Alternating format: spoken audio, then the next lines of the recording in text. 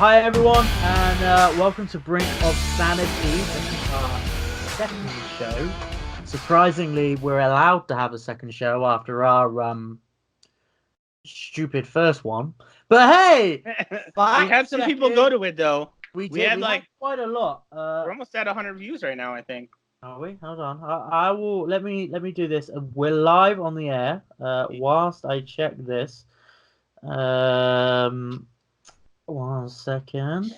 Mike, do what you do best and bullshit. Yeah, so today we're doing a special episode. As you know, today is Pride Month.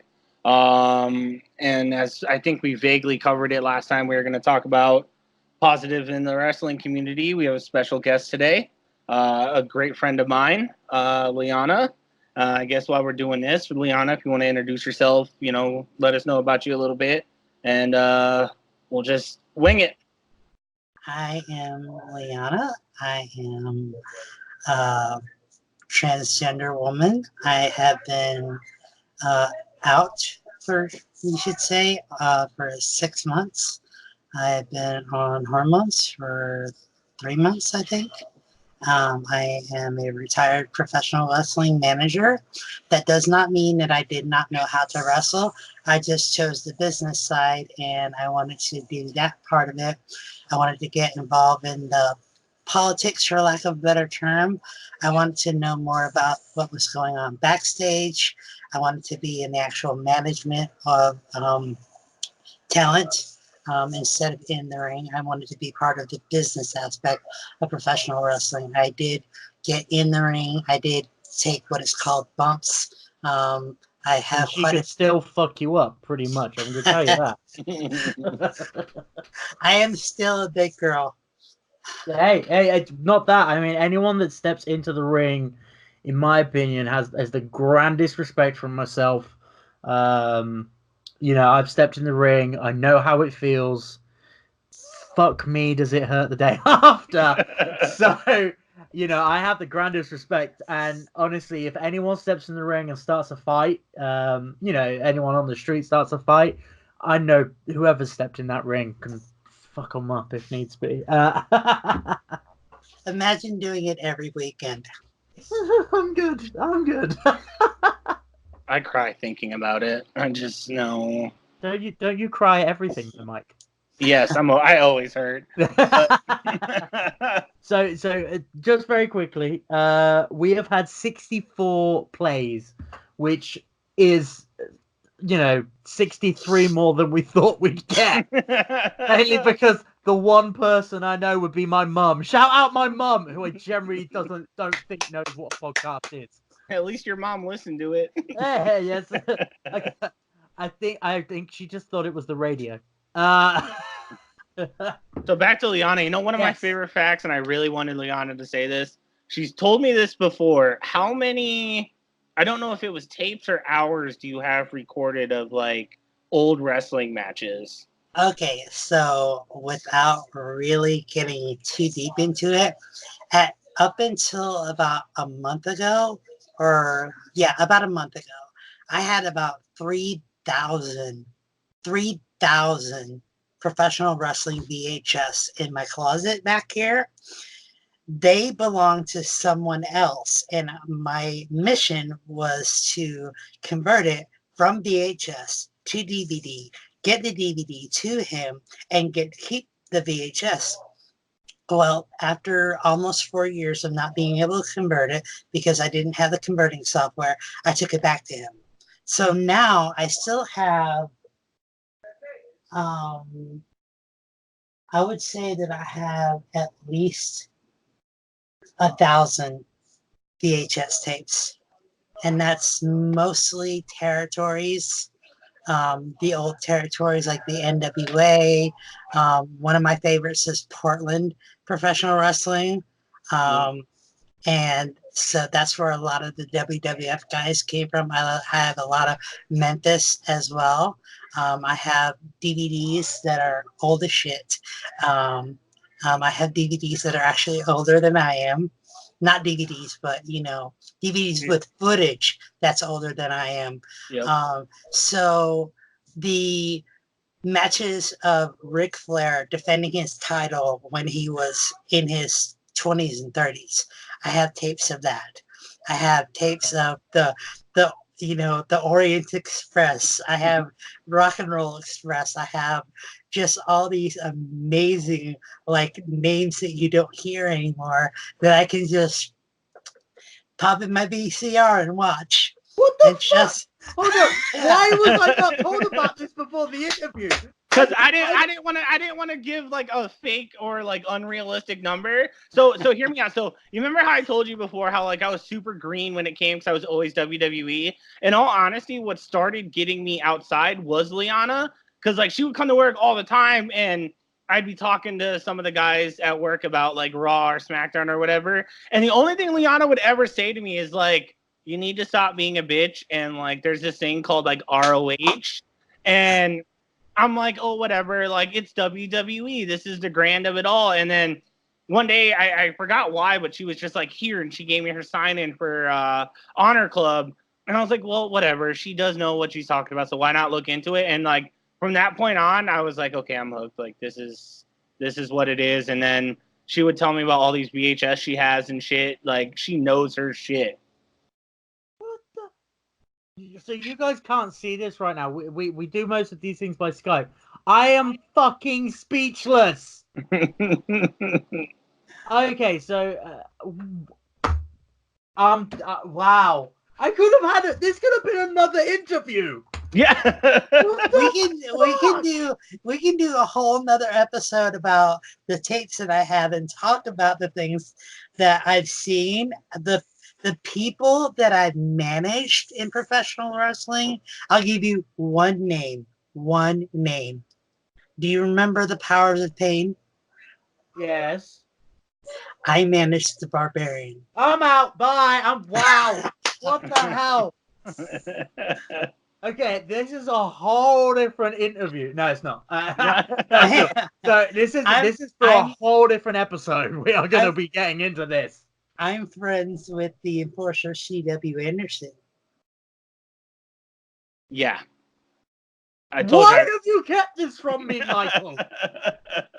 Listen, I got to leave some, mystique, if you will, to futureness. We'll get her back on definitely to go over a lot of stuff. There is no ifs or buts about this. Liana, you're coming back on. We're going so far back into wrestling history that I think Mike won't even know what's going. Probably they're going WWE. Yeah. Mike? Do you know who the Orient Express is? I know of them, but I won't say that I'm knowledgeable enough to talk about it. Okay. Because again, I literally came into this. I think I talked about it on our first episode.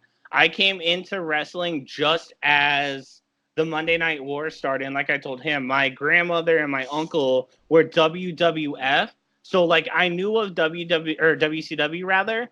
I wasn't versed in it because they never watched it. So, when you're growing up in a society where you're one track mind, it was there, but it was never a big thing. I didn't really understand the Monday Night Wars till I was more in the adult phase, and I could watch this stuff. So I knew names. I've seen some matches, but like I don't know history and origins of a lot of the older stuff, like you would, or even Nathan here.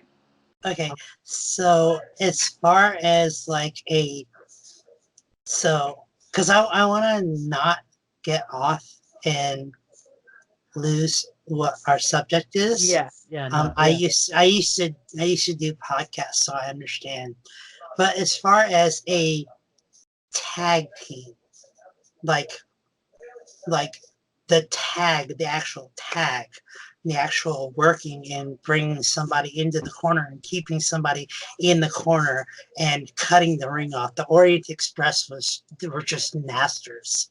They were just masters. No one I have ever seen do it. I put it this way, Mike. Put it this way: the Revival, okay, have clearly stated in hey, the Revival in interviews previously have stated if they can be even the smallest bit like the Orient Express, they'll be happy. Okay. Yeah. Okay.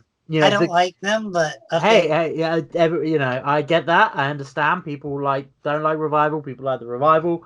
that kind of stuff, you know.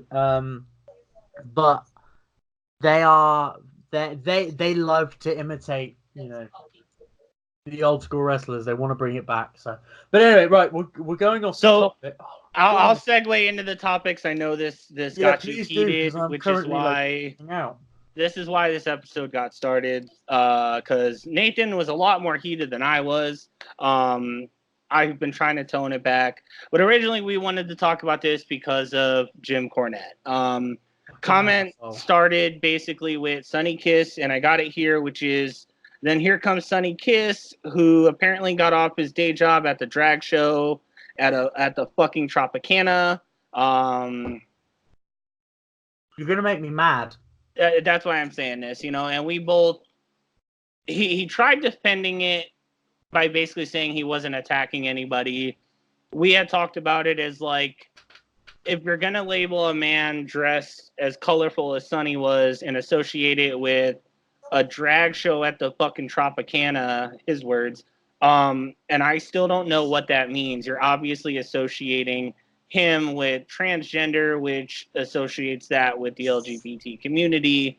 We wanted to talk about it, but we wanted to have somebody with us that's not only going through it, but you know how you feel about it, uh, the actual good this does for the wrestling community, the way AEW is approaching it with, you know, letting a transgender wrestler wrestle in, you know, the proper division, having somebody like Sonny Kiss come out in a battle royale, which had, you know, there was a guy with no legs in there, Sonny Kiss, like it was a diverse battle royale, you know, so we wanted to have you on, talk about it, your feelings, all that other fun stuff, try to promote this. As well, that one of the key things for us is, where do you, like, you know, how do you feel the community, you know, is at this point, you know, and you know, we have different opinions to how you feel. I mean, we may see it completely different to how you feel. So we just want to, yeah, we want to let you have the floor. We want to let you discuss. We want to hear a positive note on a podcast, not a negative one that arsehole Jim Cornette, yeah, fuck you, buddy, is portraying, really. Well, I mean, there's a lot of, I wouldn't say, I wouldn't call it hatred, but there's a lot of misinformation about being transgender and being gay. There are things that I hear in my personal life all the time that people say to me that, you know, I thought were friends, and they're just, it's so hate filled that it's hard to get past, and it will make you cry. Because it hurts, because somebody that you've known for 20 years will tell you that you're, for instance, without getting off on like on a tangent, somebody told me the other day that I'll never be a real woman, and that's somebody that I've known for 20 years, so it hurt. So I can only imagine to amplify that on social media, to become, first off, it's hard to be a professional wrestler to begin with. It's not easy to be a professional wrestler. And on the independent scene, doing it every weekend, and then all of a sudden you get signed to this huge contract with this upstart company, and then all of a sudden somebody says something about your gender identity or who you are as a person, and it amplifies it even more. So I can only imagine how much that hurts Sonny, or didn't bother him, because maybe he's that far along in his journey to where it didn't hurt him. I'm only 6 months into my journey, so I hurt, you know, Yeah. quickly. And as far as Nyla, I can only imagine. I can only imagine the excitement of getting into a three-way match and knowing that Awesome Kong is coming out. That was Can you insane, right? imagine knowing you're sitting in the backstage area and oh, by the way, you're gonna wrestle Awesome Kong? I would have lost my shit. I would have lost my shit. I wouldn't know what to do. But to so you're a professional wrestler to begin with. And people already have bad things to say about professional wrestling to begin with. And then on top of it, they're going to attack who you are as a person. So that, and then they're going to put it on social media, which amplifies it even more. And I can only imagine how they felt. I can only imagine.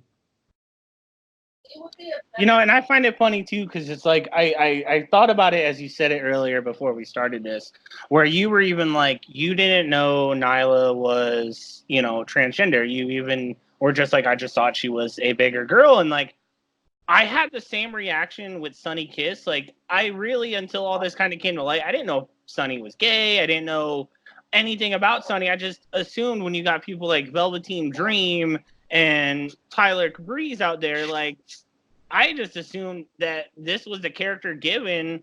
He ran with it. I thought the same thing when I saw him come out for the AEW press conference. I thought the exact same thing. I was like, "This is just a character," and then I found out, through you, that he is actually, gay, and I was like, how cool is that?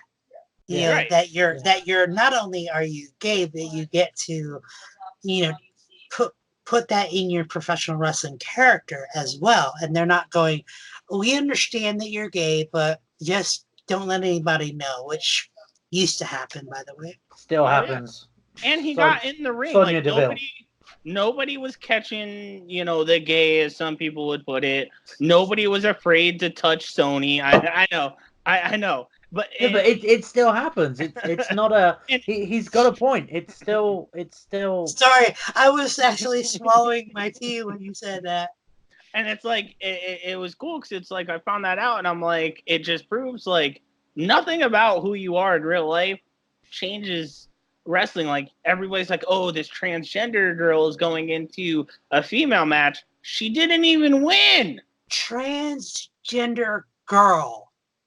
Transgender girl, transgender woman, but she's still a fucking female. Like up until 6 months ago, I not to go off on a tangent, I went to therapy yesterday. Up until 6 months ago, I was a man. But I've always been a woman. But I am a transgender woman. I'm not a transgender man. I'm not a man that wants to be a woman or chooses to be a woman. I won't go there. Yeah. But transgender girl, transgender woman, that's like the big thing that I take away from it. She's transgender girl. She's transgender woman. Yep. Respect her and respect her not only as a professional wrestler, but as a fucking human being. Yeah, because people seem to forget, and this is something that always bugs me. People seem to forget that wrestlers, they may portray a gimmick, they may portray a character, it may be acting, but there's still a person underneath. It's not. It's that. It's like when people, in my opinion, it's like when people attack actors. They're like, oh, I thought whatever was crap in this film. They're a terrible actor. They're not. They're given what they're given. They run with it. And we've seen as fans, when you are given a character that you wholeheartedly believe in, or if you design a character, that you wholeheartedly believe in, and even sometimes you get to be yourself. It's some of the best wrestling you will see. It's some of the best acting you will see because they're no longer acting. Right. And I get it, listening to, going off slightly here, listening to the interview with Dustin Rhodes as Talk is Jericho. Now, Dustin originally, when the Goldust character was started out, he didn't know what the words were they were giving to him. he felt very awkward for himself. Yep. But you know what? After who was his match against? His match was against someone for the IC title. He was saying about it, and after they had that going banter, that's when the character came out. Wasn't that And the one where the wrestler told him to like grind up against him, yes, or that like was the one. yeah. For the All right, I life of remember. me, I sadly can't remember. I Go I on. I have always loved Gold Dust. One of my Yeah. without like I didn't want to interrupt, but one of my absolute favorite Gold Dust matches is actually his match against Roddy Piper at WrestleMania 12. He Oh, talked. oh He talks about gosh, that in the interview. that I was love such that a match. match. I love that match. I love that match so much. That was the one with the car chase scene, That right? was Yes. that was Yeah, the he talked about that when Roddy broke his hand on fucking yeah, Goldust's head. yeah. Well, Yep. And I just want to say, sorry, I just want to just say one thing here. We were talking about Sonny, and I've gone through Sonny's Twitter very, very quickly. That's what I've been doing. Um, and you've got this tweet from Sonny, and I think it sums everything up, and I think it's fantastic, and it's so good to hear. And it's a direct quote here. Sometimes you have to let people's words and actions speak for themselves, good and bad. With that being said, I want to thank everyone for their support. As a person who's been publicly open about their sexuality since childhood, his arsehole attack was a complete fail. I'm good. And I mean, you go through it. I mean, even like as I was saying earlier about Visage, a British wrestler. It was fantastic. You've got comments from Kip Sabian. You've got comments from Visage, from Joey Ryan, Pepper Parks. Jordan Grace. You got Alicia Oldtop. You can go through this and the love that there is here. I said before we started this that you know for every negative comment in this whole shit show of an argument, there's about 10 or 12 positives, and for me that's great. But it's still that one comment. It bugs me as someone who is not part of the community, who is not part of LGBT. I'm not, but I'm one for publicly defending. Same with Mike here. We won't not defend someone because of who they are. We'll defend someone for they are a human. We, there's nothing negative. So why do people do it? I hate it. I really do. Be it your skin color, your sexuality, your gender, anything. If I'm still saying, if you're an asshole, yeah, I'm gonna call you out for being an asshole, Jim Cornette. But um, you know, but if he's being attacked in the street because I don't know, he's black, for example, or he's a trans woman. Yeah, that's just bullshit. I may not know you, but you know what? I'm gonna get involved. I'm gonna help you. You may not need it. Hell, they may not need it, but I'm gonna be there to support you, however you need it. And I know Mike's the exact same. Oh, I stick up for Liana all the time. Yeah, All the time. that's the good thing, and it's not just you are friends, and that's great. But Yep. also, even if you weren't, I'm sure Mike would stand up for you. Oh yeah.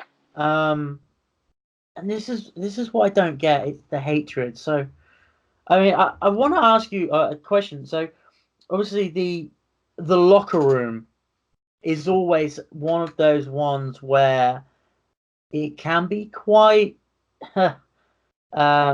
chemical. Let's put it that way.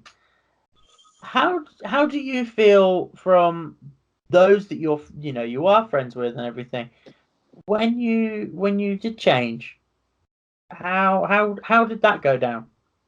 Well, the there there are very few people that and Mike knows this. I had a my old Facebook, and then I started my new Facebook, um, and so there are not a lot of people that transitioned with me Mm-hmm. in from my professional wrestling days. Um, I will tell you that mostly what I've gotten is as long as you're happy. That's like their way of saying I don't agree with you, but whatever, you know, you know, and which that's how I take it, Yeah. because I know these people. And then there's people that like, I'm so happy for you. I'm sorry we haven't talked in years. I've actually had two people ask me if I want to come back to professional wrestling Oh wow. and as a valet, and I'm like, I can't afford that kind of dress. Because first off, you're not going to touch me, just to begin with. And I'm thinking like, what was her name? York. Terry Runnels, when she was in WCW, was Miss York or something like that. Yeah. Go on, yeah, I'll find it. I'll find it. So she would wear like, and when she was Marlena for Gold Dust, she would wear these evening gowns, and I'm like, oh my God. Alexandra York. Yes.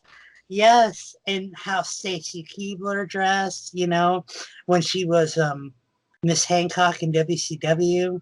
So I can't afford those kind of outfits. And plus, I really don't feel like getting hurt again. Yeah. I actually have a few injuries from professional wrestling. I actually have a separated shoulder that's still separated. Um, I will tell you a real quick story. Me and somebody were wrestling over the commissionership of the company, and we went. He put my feet, not my feet, but my legs over the top rope, and he put his feet on the second rope, and he went to go backdrop suplex, backdrop me, and when he did, his foot slipped. So when his foot slipped, I went back like this and landed on my shoulder. Yeah. So yeah, that hurt a lot. I But bet. but as far to answer your question, um, not a lot of people have transitioned with me. Some people are sadly passed away, because I'm going to say this, and if you don't believe me, then become a professional wrestler. Drug abuse in professional wrestling is very real. Yep. It's very, very sad, especially when you have lost a dear friend to drugs. Because there's so much pain associated with professional wrestling that it's either pills or cocaine. And if you're a professional wrestler listening to this and you're going to deny it, you have blinders over your eyes, or you haven't been in the business very long. But the people that have communicated with me have just been like, I'm, if it works for you, then, then I'm happy for you. If it works for you, what a fucking ignorant comment. That's ridiculous. Yeah. As long as you're happy, I get that a lot too. Now, do you think now with just this brief moment of Sunny Kiss and all this coming out in AEW, do you think it's gonna help? Let more people come out in the open, Yes. and I think the more support that we get as the community, whether you're transgender or gay or lesbian or whatever, the more representation that there is, and I do mean good representation, because there's some bad representation out there, and I'm not going to name any names, but that the more out front people out front showing that yes, I am gay, yes, I am transgender, the more people that are showing that not only are we humans, but we can perform in a sport as well, like professional wrestling, or like Nathan was talking about, American football, or, whatever, I think the more support there is out there, and the more people, saying, yes, that is who I am, the more people will be able to say, okay, good, there's somebody out there that says that I am this, and so I can be this, because this is who I've been my entire life, and I need to become real with it before I die of unhappiness. Do you feel that also fans as well? Fans being behind, helping to get people over. Do you feel that will also, because at the end of the day, fans truly are the bosses of this industry. Do you feel that having them on your side, having them on, the wrestlers' side as well, is going to help increase this and make things better for everyone? Yes, because AEW had to happen. Yeah. AEW had to happen. AEW and Cody and the Young Bucks and Kenny Omega saying that nobody owns professional wrestling. We as a fans own professional wrestling. I believe now more than ever that the support from the fans will help that. Which is what I think is definitely needed. Fans run the business, in my opinion, and I think going forward, I love that AEW addresses that. I really do. And they've been very open as well that whatever you like, if whoever you are, come to the show, enjoy it. Don't be negative. Because yeah, we're all negative. We're all grumpy marks, but I am. I'm probably one of the grumpiest. I agree to Mike, that. Mike, thanks for that, buddy. But I'm grumpy because of my love for it. I'm grumpy not because of what is going on, not because of the politics of it all, but I'm grumpy at times because I feel so passionately about it. I care for every single wrestler. I go to a show. Bear with me 1 second. I go to. Sorry, everyone. I had to turn the light on. It's getting very dark here in the UK. Uh, I go to a show and I care for every single wrestler that is on that card, be it a face, be it a heel, be it what their character is, be it they're gonna be a dick to me because I'm a dick to them. MJF is the greatest, and I mean the great. Oh honestly, no, she's shaking her head. She's shaking her head. MJF to me, is probably one of the greatest upstarts coming through for the very, very simple reason of that is a true heel character, and I love it. And the thing is, I've been in small venues with MJF, and I mean, there's been maybe 25 people there. I have given abuse to MJF because he's a heel. That's what you do, right? He has given it me back, and I mean directly back. He has stood in front of me, and he is incredibly so quick-witted.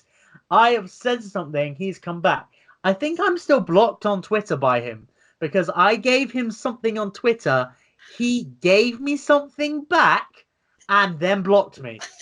How cool is that? In my opinion, I may be a grumpy mark, but I care for every wrestler. I care for every single person out the back, not just the wrestlers, but the staff, the writers, you know. And yeah, I'm grumpy. I get that. And yeah, if I don't like something, I'm going to say it. But the thing is, and this is a key thing that I saw this week, and I'm annoyed that I can't remember who said it on Twitter. Whatever happens, it doesn't matter whichever promotion it is, everyone in that locker room, in the rivals locker room, everything, they don't want their peers to fail. They don't want their peers to fail. They want their peers, the characters, to be amazing. They want that. If another company is doing great, you know it's going to pull numbers into their company, which is going to do great for them. You know what? Be it, lesbian, gay, bisexual, transgender, gold dust. Do you know what I mean? Be supportive. Don't be so negative. I want to throw something out there to piggyback off this, and Leon, I'm definitely curious about your take on it. What happens when Nyla wins the belt? Not only to AEW, like, let's face it, let's take out her personal aspect aside. Let's look at this from female wrestling. At some point in any promotion, the bigger wrestler comes out on top with the belt. Well, Nia Jax did it. China did it. She has done it. It's gonna happen. But and now that she's big. but he's talking about in a major promotion. Oh, okay. Yeah, no, that's fine. Because that's a big focus right now. That's why we started this. Like, she is a transgender female competing in, as we said, it was a triple threat match, turned fatal 4-way, competing with females. What's going to happen to the industry, the fans, bringing in maybe more LGBTQ members that might not have been wrestling fans, but how is that going to happen when we all sit there? I assume they'd probably want to do it on, a pay-per-view-ish event because this is going to be huge. What's going to happen when that 1, 2, 3 hits and the ref is raising that woman's hand and she has the belt in hand? What do you think is going to happen from that point moving forward? Well, first off, Silas Young is a better heel than MJF. No, listen, hey, as MJF says, he's a good wrestler, but there's only one MJF. And you know it. So I will tell you that I've actually been following the comments by the WWE about AEW, and when Triple H says that he's not watching and that they're not watching, bull fucking shit. Bull fucking shit. You are watching because even though it's not competition yet, which, okay, they're not a multi-million-dollar company yet, but they did make a drop in the lake and made a big ripple by doing what they did. Yep. So to answer your question, I think that WWE is going to see that and they're going to copy it. Really? I think that WWE is going to go scouting the indies for another transgender woman to mirror Nyla. Do you think Mark my get, words? AKA Sonya Deville. I don't know who that is. Sonya Deville is an openly gay wrestler. Yes.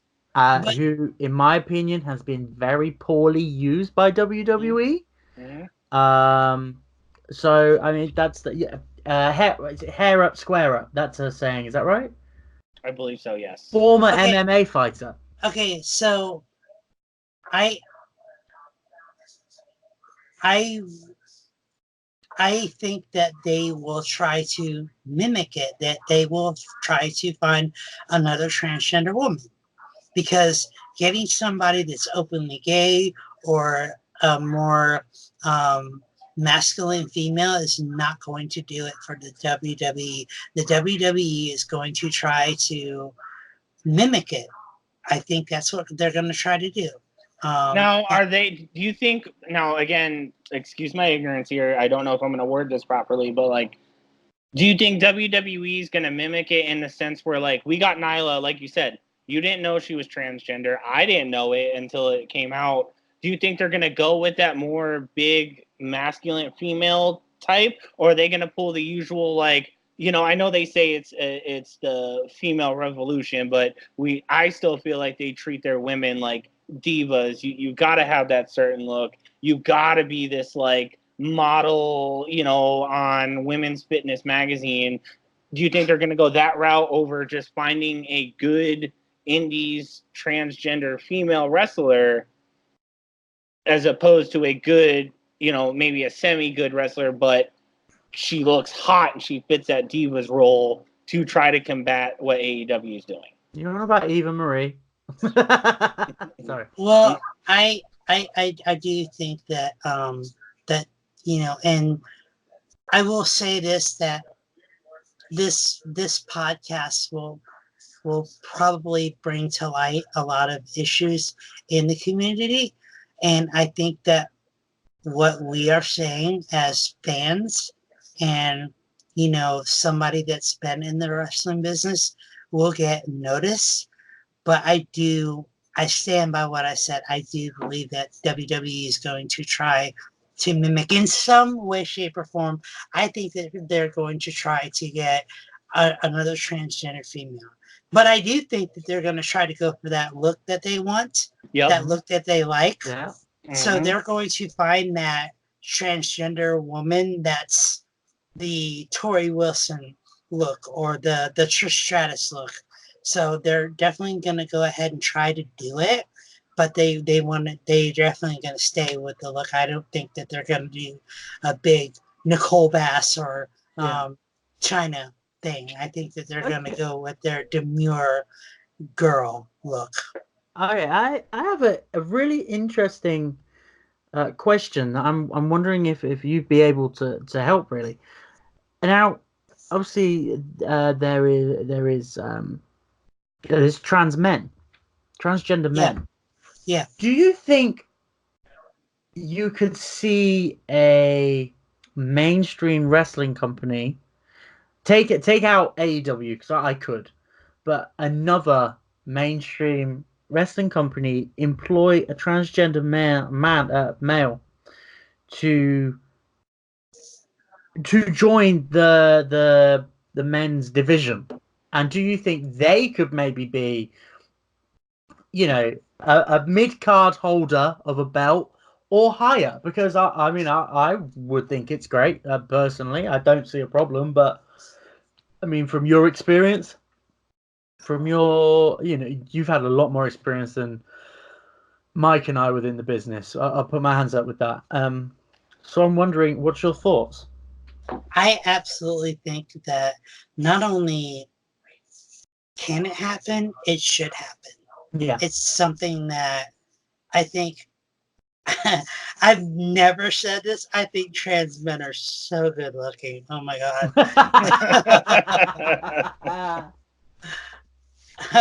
I've actually seen some pictures of some trans men and been like, oh my God. There's actually a trans man at work that's really good looking. I won't name his name. If Mike wants to name his name, he can. No, I'll keep him out just because I haven't talked to him about this. So I know he's usually comfortable with it, but I'd rather know that he's cool with it. Most of the trans men that I know or see on social media are so good looking. Oh my God.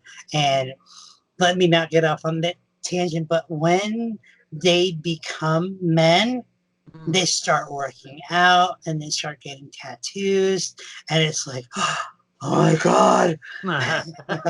So do you think that it's do you see a future for trans men as well as trans women in the wrestling industry? With the right company, yes. With the right company, and I think, I'll say, I think that company is AEW.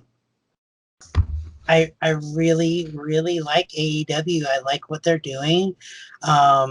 And Mike can attest to this. Me putting AEW over ROH, Yeah, that's huge. that's a big deal. I think because ROH is my bread and butter. I watch ROH every week, and that's all I watch. But AEW has had one show, and they set the precedence with that show for what they're going to do. Now, I will tell you, when I watched that show, I didn't see Sonny Kiss and I didn't see Nyla. I didn't see them as this gay man and this transgender woman. I was watching a fucking wrestling show. Brilliant Weird, answer. weird how that works. I never would have guessed you're watching a wrestling show. Like, I thought it was all politics. what the fuck? It Well, was, look, and I love that about AEW too, because like even taking away for a second from the LGBT community, they've got that sensory thing that they're doing for people that might have epilepsy and all those other elements that prevent people from going to the show. They're diverse for everybody, and I agree with Liana there that transgender male, transgender female. To my understanding, Kenny Omega is bisexual. yes, It's you got Cody Rhodes and Brandy, diverse couple. I love that, by the way. Cody and Brandy, I love that. I love that. That's I think amazing. they're great, and I think that episode, on top of just having good wrestling, opened up a door for a lot of us, especially if you watch Sonny Kiss or you watch Nyla, and then you turn around and find out like, oh, they're not who I thought they were, but that was some good matches. Like, they're shedding light on something that I think WWE's kind of scared of. I think they dropped the ball with Darren Young, when he was I believe the first openly gay male to really come out in the industry. And then whilst he was still wrestling, I believe. And as Nathan said, they dropped the ball with Sonya Deville. Like, they're letting her wear her. She has her rainbow. I believe that's like a cloth of some sort that she wears. But it's tucked in her pocket. You don't really you don't see it. Okay, I mean, well, I think that the WWE dropped the ball long before that, and Nathan will know who I'm talking about. Chris Kanyon was gay. Yep. And they could have done so much with him. He was so talented. And when the invasion happened and he was branded as, I'm sorry, I can't help but smile and laugh, the invasion MVP. Like, they could have done so much. Like, they could have like exposed that he was gay or something like that. And like, he didn't come out until after he left the WWF that he was gay, and they dropped the ball on that. And like, same with Pat Patterson. Yeah, oh my God, Pat Patterson. They try to avoid that controversy about Pat Patterson being. They try so hard. Like, they love, like, for example, I literally have been waiting for my spot to talk about this. The Chuck and Billy thing. Oh, why did that not happen? Still, why? They screwed that up so bad. God, I feel old now. But I mean, they could have built a platform of accepting gay wrestlers and said, here's our platform. Here are two people that are characters that are gay, that are not gay, but we accept you for who you are. And if you're gay, then let's do something with it. That's my 2 cents. I mean, I'm going to try and wrap this up here, really.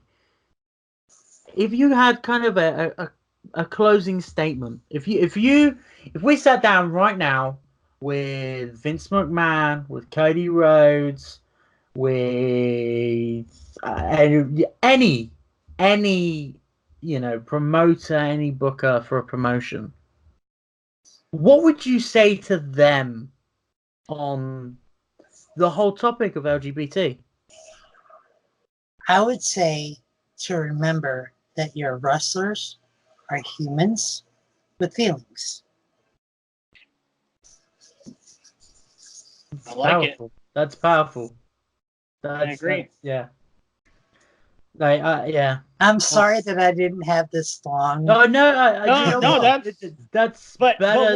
But better what you're than trying anything. to say, and I'm going to throw this out here, is no matter your race or sexual orientation or who you are, doesn't change the fact that when you're wrestling, you're a character. You're an. I tell the kids this all the time. They're live acting for us. You don't get redos. You don't get a stunt double. Like, all right, Liana, like in this scene we're gonna suplex you, but like it's this person that looks like you because we want to spare you. Like you're acting for me. You're putting your body on the line for me, and nothing about who you are changes the character that you're trying to portray live for fans, for entertainment, and just for your genuine love of being a wrestler and a wrestling fan. Weird, right? It's weird. Crazy concept. I know 2019, this is new as shit. I know it's weird, but it's true. It's true.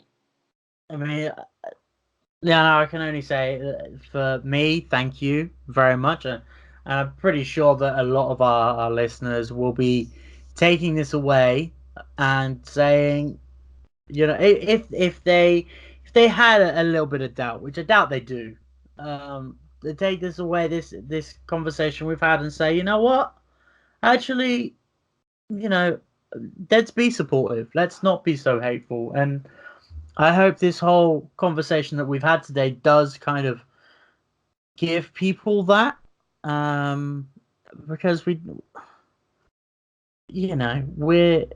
human. I get it. We fight. I get it. Sometimes we're scared of new things, but I just want people to, I wanted people to know this is why we did this. That this is out here. It's there. There are some incredible people doing incredible things, not just for our entertainment in wrestling, but see, we're a wrestling podcast. We're going to talk about wrestling, but just about there's so many incredible people that we don't want hate. We don't want people attacking people for who they are. We want them to enjoy their life. There's no need to spew the hatred if, because of someone who they are. If they're an asshole, yes, fuck you, Jim Cornette. If they are an asshole, yeah, I get it. But at the same time, if they're not and they just want to enjoy their day, let them get on with it. Let them enjoy it, and let's prop people up. Let's not pull people down, and that's the key message here. And Liana, I really want to thank you so much for this conversation, Mike. Yeah. I dropped the ball. I know. We'll have another episode with Liana. I'll Yes. be quiet so you guys can talk about shit I know nothing about, and y'all can pick on me, and I'll sit on my phone and research what y'all are talking about. Good, Liana. It's definitely happening. But thank you everyone for listening today. I appreciate it. I know Mike appreciates it, and Liana, I appreciate it. Yeah. I don't know if you want to throw this out there, Liana, but if this does reach, I know people at work, our transgender male friend that we talked about, Casey. We have a few people that are going to listen to this. Hopefully, spread the word. I know you started something, I think last week, because of something that happened. I don't know if you want to promote that or not, just to let people know that Go it's ahead. out there. Want to kind of? I'm happy right now. I appreciate it, but it's for trans women. Okay. Put it out there. Why not? It's called Liana's Empowerment Group. So what I do is whenever I think something that might help me or see something that might help me, like in other words, inspirational, I'll post it in my group, and I talk about the hardships of being transgender and what I can do to get over the hump that day. Amazing. So reach out to us, guys. Let us know. We're there. Definitely looking forward to having you back on the show. I also thought about this really hard. I have a championship replica wrestling belt for sale. Yeah, I know. She's gonna suplex me one day. I swear to God, it's gonna happen. Screw you, listeners. I might want it. Anyway. Dead ass. It was great. I'm glad this got out there. I really hope this.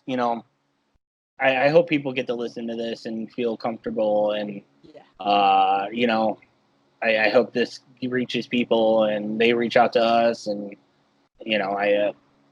we already get made fun of for being wrestling fans, so let's not bring hate to the people that we're getting made fun of for loving. Let's empower them. Let's get them to the top. Let's show the world that, like, hey, our product's fake, right? Well, look what we're doing and look what everybody else isn't doing. And I've already thanked you, Mike, several times, but I wanted to thank you, Nathan. It means a lot to me, for you to bring me on. It's such an early stage in your podcast. I know this is both of your podcasts, but I know Mike, and I've already talked to Mike, but to bring me on in such an early stage and to broach such a controversial subject it says a lot about you, and to just say, hey, what do you think, what's your experience? And so I appreciate it a lot more than I can say. There's nothing to thank me about. It's an honor to have you on. Like I said, this podcast is for everyone. It's for us to all enjoy. Apart from you, Jim Cornette, go fuck yourself, buddy. Yeah. I'm gonna end it because I don't know what else to say apart from thank you, Liana. Mike, go fuck yourself, and everyone else have a lovely 2 weeks, and we will see you in 2 weeks' time. Thanks, everyone. Jim Cornette, find me at Atlee Grimy Bastard on Twitter, you bitch. I've already tagged you multiple times.